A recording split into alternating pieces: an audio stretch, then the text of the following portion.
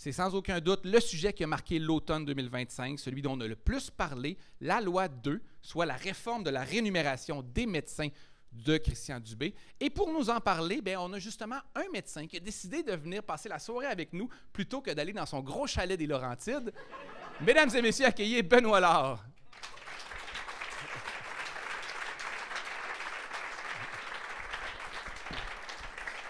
Allô, Benoît. Allô. Alors, ceux qui ne voient jamais de médecin, puis c'est rare qu'ils en voient un aussi proche, c'est le temps de poser des questions. On va prendre les problèmes un par un. Pour de vrai, est-ce que quand on est médecin, est-ce que les gens sont toujours en train de nous dire leurs problèmes? Puis, toujours. Toujours, hein? Toujours. Par texto, par messenger, en personne. Toujours. Oui, bien c'est ça. C'est une vocation qu'on dit. Voilà. Et voilà.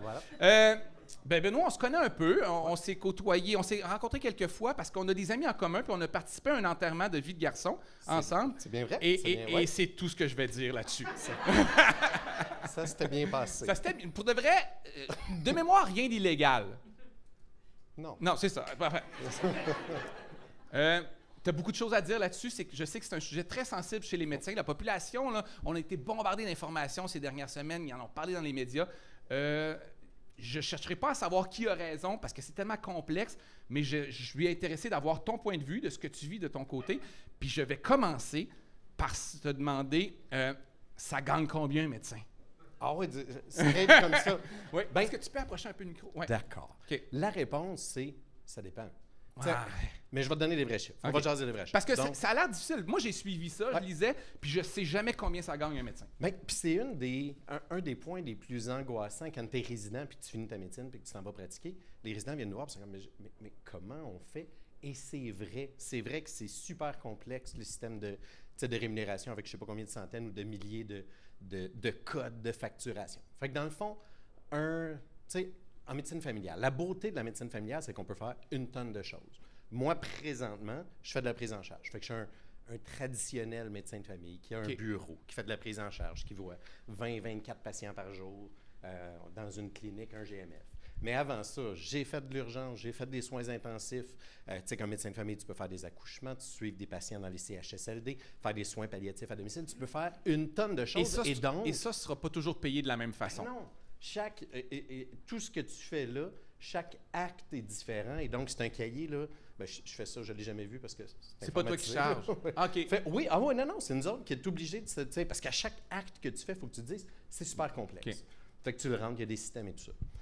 Et c'est un peu plate parce que c'est pas ça notre job, mais ça fait partie, à un moment donné, si tu veux envoyer tes enfants à l'école. Ça, c'est la méthode de rémunération qu'on a trouvée au Québec, qui était la méthode de s'assurer du travail des médecins, c'est-à-dire selon les actes que tu poses, tu vas recevoir 30, 40, 50, 100 $, peu importe. C'est ça. Puis jasons des vrais chiffres parce que tout ça part des années 60, 70. Là, avant 61, je pense, les médecins, tu étais chez le médecin comme chez le notaire. Non, tu étais au privé. Fait que les gens, tu étais comme aux États-Unis. Okay. Fait qu'avant 61, t'accouchais à la maison. Pourquoi t'accouchais à la maison? Parce que ça coûtait bien trop cher à aller à l'hôpital. Là, ça a changé un peu dans les années 50, 61, la loi de l'hospitalisation. Fait que quand tu étais hospitalisé, c'était couvert, mais si tu allais voir le médecin de famille, il fallait que tu payes. Puis c'était en 70. Il fallait que tu arrives enseignant pour que ça soit couvert. Oui. Puis en 70, là, tu as eu la fameuse réforme de Castonguay, la Castonguette qui appelait. Fait que là, tu étais chez le médecin, tu mettais ta carte d'assurance maladie. Système de santé universel. Ça, universel, tout le monde. Et c'est de là que c'est venu. Il a fallu un code, il a fallu trouver une façon comment on va rémunérer ces gens-là. Puis, et c'est pas fait. C'est pas évident non plus. Si tu dis, moi, je vois 24 patients par jour, fait que je vais être rémunéré tant par patient. Un autre médecin dit, oui, mais moi, je suis des patients cancéreux qui ont des maladies graves. Ça prend plus de temps. OK, mais comment tu ajustes ça? Oui, mais moi, je suis des bébés. Là, c'est différent. Mais moi, je fais beaucoup de santé mentale. Fait qu'il y a comme eu plein d'ajustements, bon an, mal an, en fait.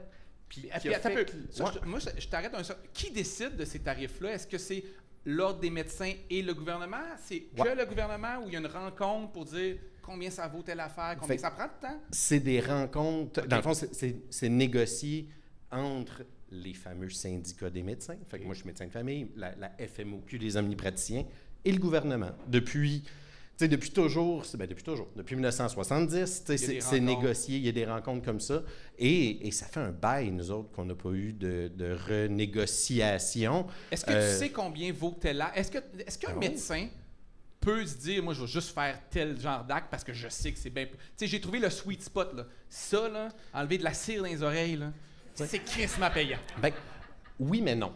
Est-ce que tu peux? Bien, il y en a, par exemple. Il y a un médecin qui ne fait que des vasectomies. Ouais. Ben, il s'est spécialisé de ce côté-là, puis il ne fait que... Mais c'est un peu... Mais c'est parce qu'on veut qu'il soit bon, là. C'est correct que ça soit spécialisé ben, là-dedans. mais c'est ça. Mais parce que moi, s'il disait, je n'ai pas fait depuis 4 ans, mais je peux t'en faire une, je fais comme, non, c'est correct. On va aller voir. Ben, ceci dit, quand tu fais de... J'ai travaillé aux Îles-de-la-Madeleine un peu. Aux Îles-de-la-Madeleine, tu fais tout. Tu faisais Les tout. animaux aussi. Presque. Et donc, tu sais, je faisais de l'urgence, du bureau, de l'hospice puis des soins intensifs. Fait que, tu sais, autant un patient, un infarctus aigu, un AVC qu'on thrombolisait, jusqu'aux soins palliatifs, à un suivi de bureau où est-ce que quelqu'un vient pour une infection urinaire. Fait que, tu sais, tu faisais de tout. Ben, je faisais pas d'accouchement. Les accouchements, on laissait ça à ceux qui en faisaient un petit peu plus. J'essaie, là, pour être bref puis que les gens comprennent bien, il y a un petit livre, un gros livre, en fait, avec tous les codes puis tout ce que ça vaut.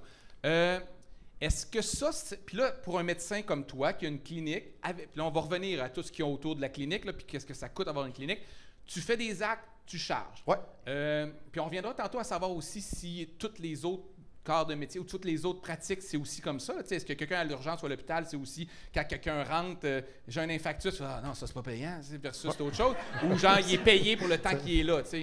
On pourrait revenir. Donc là, on est dans la clinique familiale parce que tu es un médecin de famille. Tu charges ça à la fin de l'année ou trimestriel, je sais pas, tu reçois un montant, mais tu as des coûts associés à ça. Bien, parce qu'on est vraiment, tu sais, quand il en parle dans les médias, on est travailleur autonome. Fait que qu'est-ce que ça veut dire?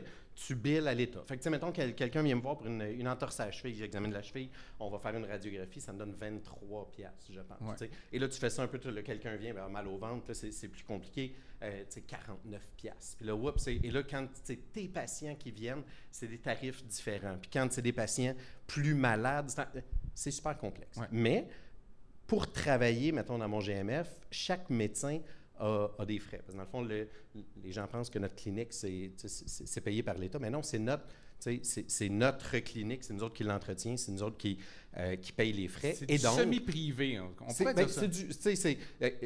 Et donc, moi, ça me coûte 41 000 travailler dans ma clinique. Fait qu'à tous les mois... Parce que vous partagez ça entre quelques médecins. Chaque médecin paye 41 000. En fait, il y a un montant, ce montant-là est taxable, non récupérable. Les gens disent « oui, mais tu as une entreprise. » Non, comme professionnel, je ne peux pas récupérer les taxes. Ce n'est pas comme un dépanneur ou une entreprise. Fait que, et donc, 41 000.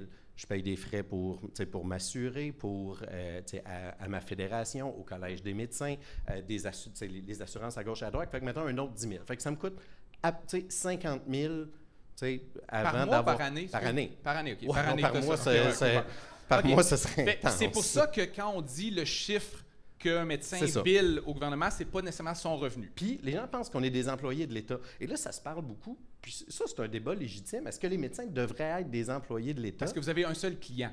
Parce qu'on a un seul client. Qui est comme un peu assuré parce qu'il y a bien du monde malade puis il va payer tout le temps. Bien, voilà. C'est ça, non, mais je comprends. Oui, exactement.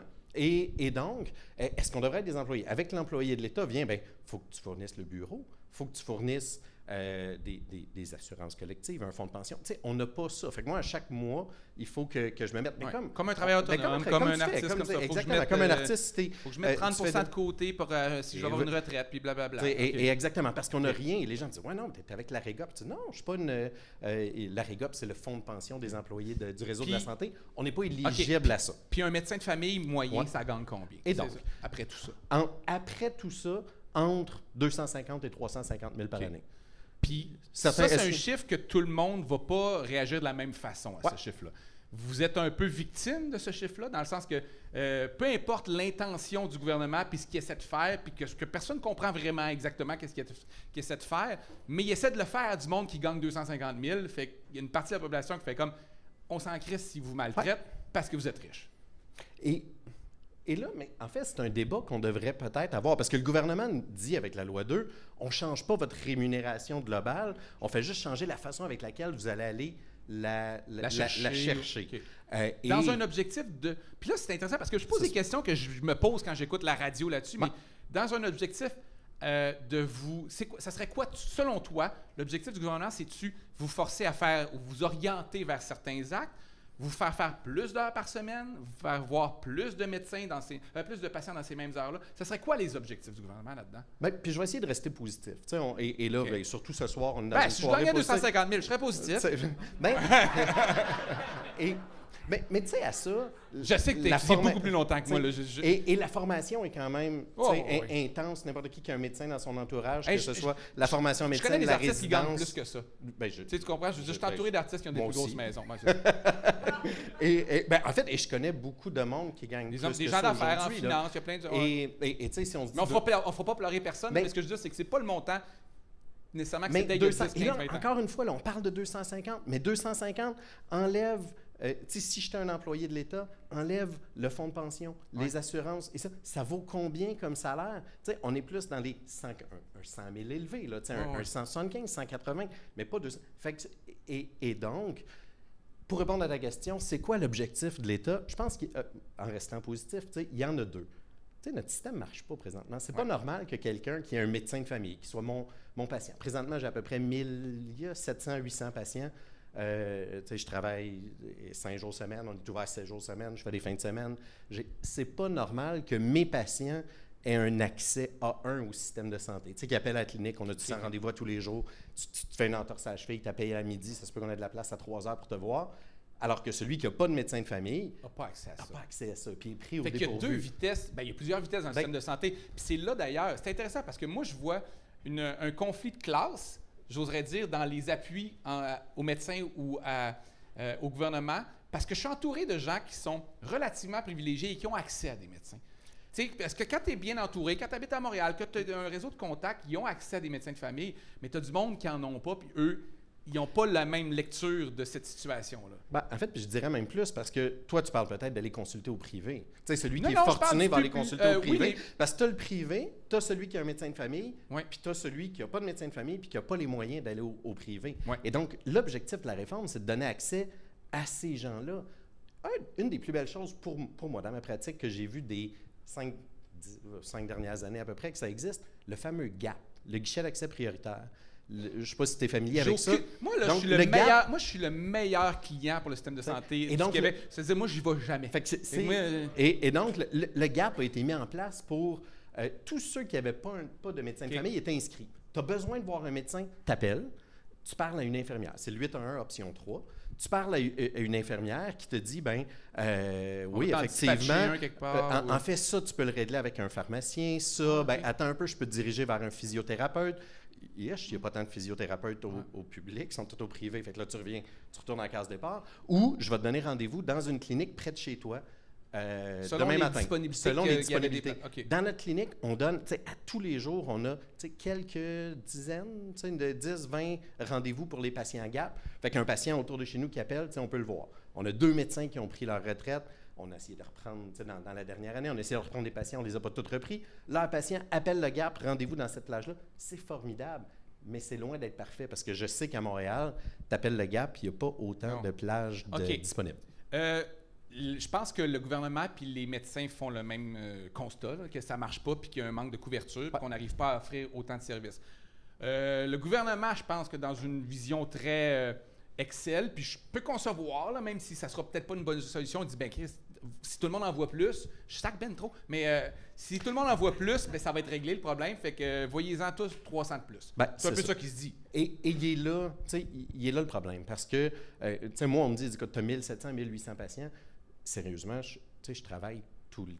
C'est que comment ça fonctionne un peu l'arrière-scène d'un médecin de famille? T'sais, oui, je vois des patients. Aujourd'hui, je travaillais, je suis parti, je me suis venu ici. Ouais. J'ai vu 22, 24 patients, de mes patients, des personnes âgées. Tu l'appelles à part de la salle d'attente, juste le temps de s'en venir.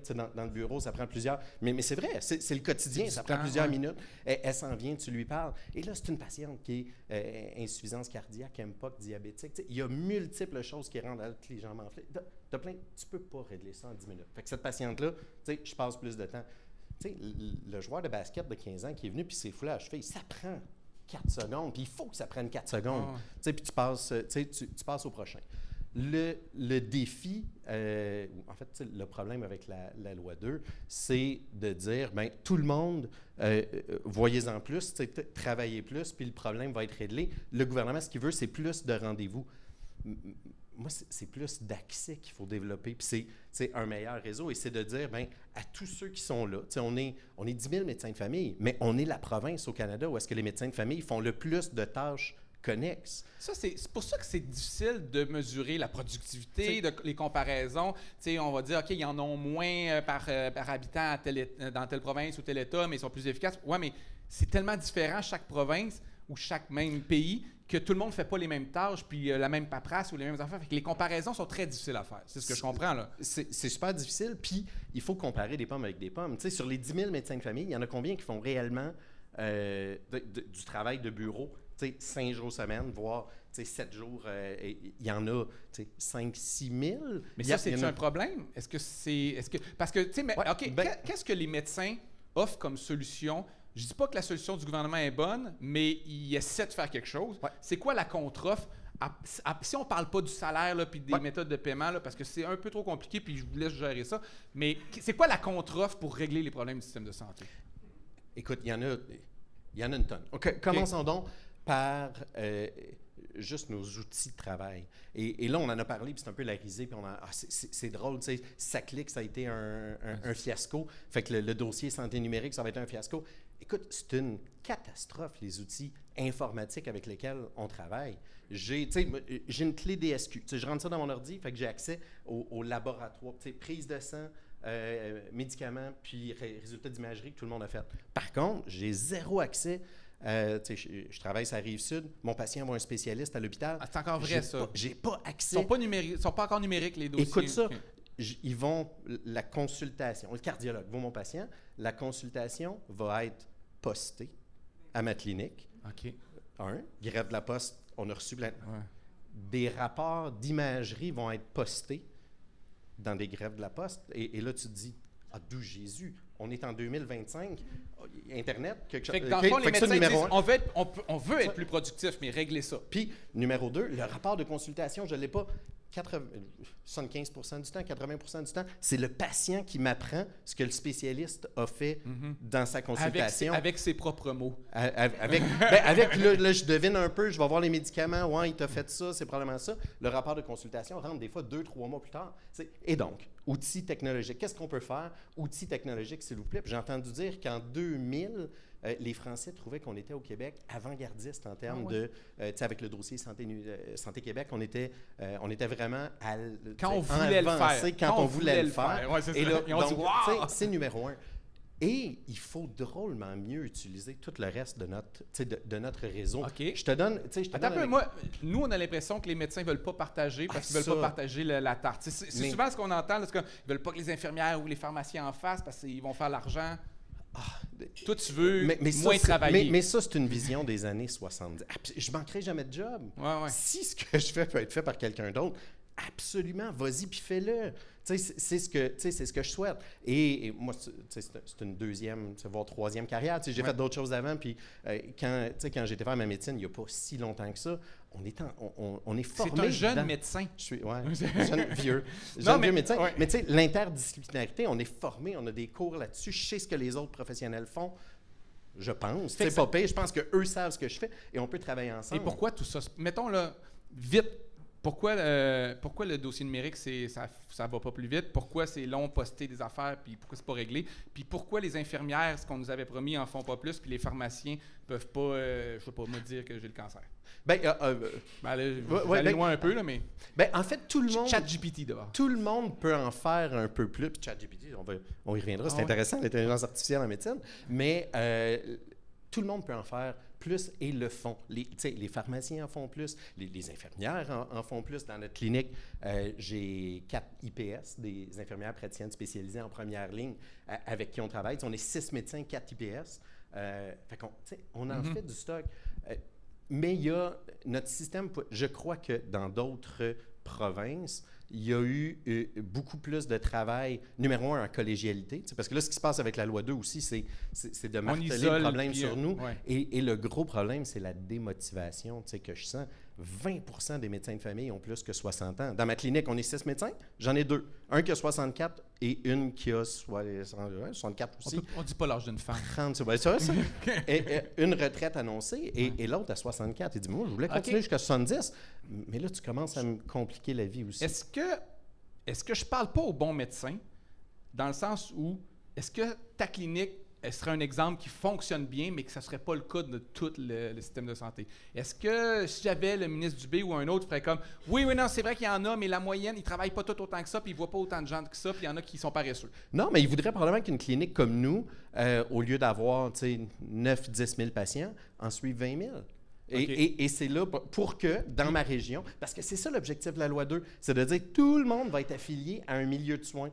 Je ne serai plus, la clinique ne sera plus un GMF, va être un milieu d'affiliation où est-ce que les 20 000 patients de ma région vont être affiliés à ma clinique. Comme aller à l'hôpital, comme aller à l'urgence. Comme aller à l'urgence. Et là, tu vas appeler et tu vas dire, oui, mais... Et en plus, j'ai 2 médecins qui vont probablement prendre leur retraite bientôt. Pas notre problème que le gouvernement nous dit, bien, vous serez 4 puis vous verrez les 20 000 pareils. C'est ça, et c'est pour ça qu'on s'indigne. Et là, je veux dire, comment tu veux qu'on arrive à ça? Dans la presse, il y avait un article récemment où est-ce qu'il disait, bien, si vous ne voulez pas perdre votre rémunération, vous pouvez faire... Il y a un des exemples qu'il donnait, il disait, bien, le médecin travaille 350 jours par année, donc... Et là, on a regardé ça, puis on s'en parlait, je disais, t'es-tu sérieux? Je veux dire, on est où pour dire, bien, de travailler 350, je veux bien. Et en fait, je suis mes laboratoires 365 jours par année, à tous les jours. Quand je dis mes laboratoires, c'est peut-être un peu abstrait pour tout le monde, mais tu sais, j'ai mon laptop, j'ouvre mon laptop et tous mes patients. Chaque fois qu'un de mes patients fait une prise de sang, une radiographie, un examen d'imagerie, ça rentre un peu comme dans ma boîte Outlook de médecine. Ouais.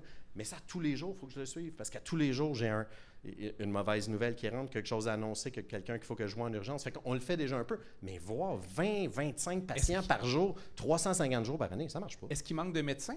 Ben oui. OK. Pourquoi? Pourquoi on n'en forme pas plus? Est-ce qu'on n'a pas assez de gens intelligents, pas assez de gens qui veulent le faire, pas assez de gens qui ont des bonnes notes ou c'est trop dispendieux? Fait que deux gros problèmes. Les admissions en médecine ont augmenté. Fait qu'il y a plus de médecins qui s'en viennent. Ils ne choisissent pas la médecine familiale. Chaque année, au Québec, il y a des postes de médecine familiale qui restent vacants. Ils font une spécialité pour aller chercher le 600 000, 700 000. Ou juste le plaisir ou genre la spécialisation, là, pas juste l'argent. Mais... Et là, on jase salaire. Mais là, tu dis 600 000, 700 000. J'ai des amis spécialisés, surspécialisés, qui travaillent dans des grands centres universitaires juste à côté ici, que tu dis, ah oui, ce gars-là, il doit faire 1 million, cette fille-là doit faire 1 million. Gagne 550 000 par année. C'est pas les chiffres qu'on pense. Ouais. Je sais qu'on fera pas. Je suis toujours conscient des gens, ils ne pleureront pas. Mais c'est pas toujours les chiffres qu'on voit parce qu'on pense que c'est 1 million, puis on pense à. OK. Et là, puis je veux pas, mais tu sais, mon meilleur ami de médecine, il a fait sa neurochirurgie. Il a fini en même temps que moi en 2016. Il a fait sa résidence, il a fait un doctorat. Il est allé surspécialiser à Harvard. Là, il fait une surspécialité à Montpellier, puis il commence, après Noël, à travailler au CHUM. Il a 34 ans.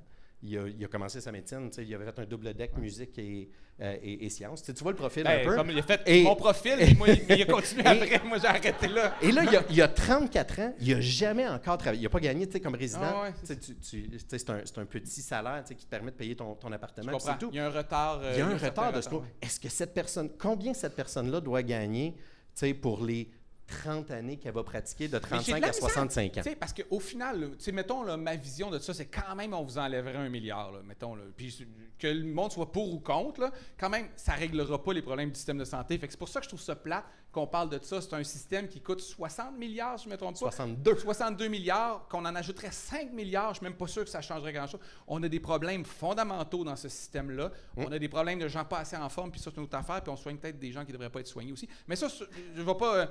En tout cas, je ne veux pas non plus tomber dans l'eugénisme et des affaires, mais on a des gros problèmes structurels dans notre système de santé. Puis là, on est pogné à parler d'enlever 50 000 $ aux médecins de famille. C'est pas... je pense pas qu'on va trouver une solution avec ça, là.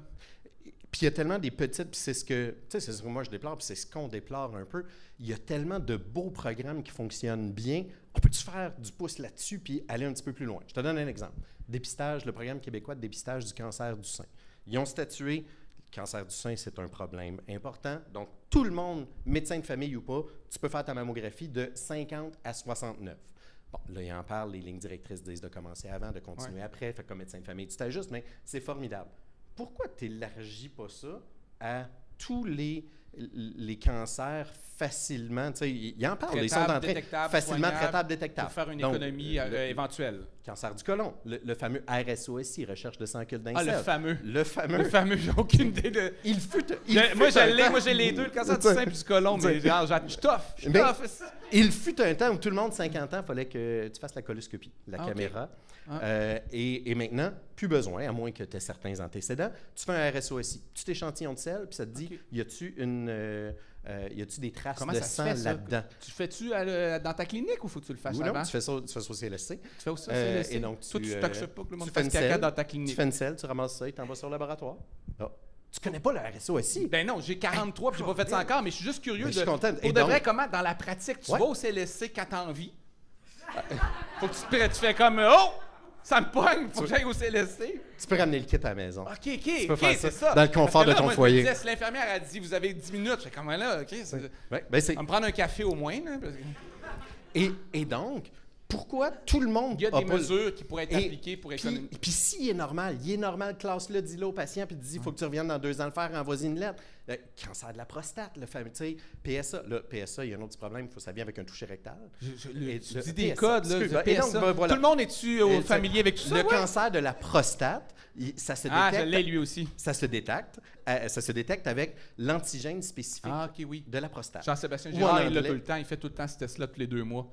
Il en parle tout le temps la journée t'es encore jeune. Bon, 2 mois, c'est un peu intense. Tu vois, ça, c'est de l'abus. Ils vont le trouver. Ils vont le trouver. J'espère qu'il va au privé faire ses examens parce que ça coûte cher. Mais ça, et donc, tout le monde, tu fais une prise de sang, mais avec l'antigène spécifique à la prostate via un toucher rectal. Là, comment tu peux faire ça? Bon.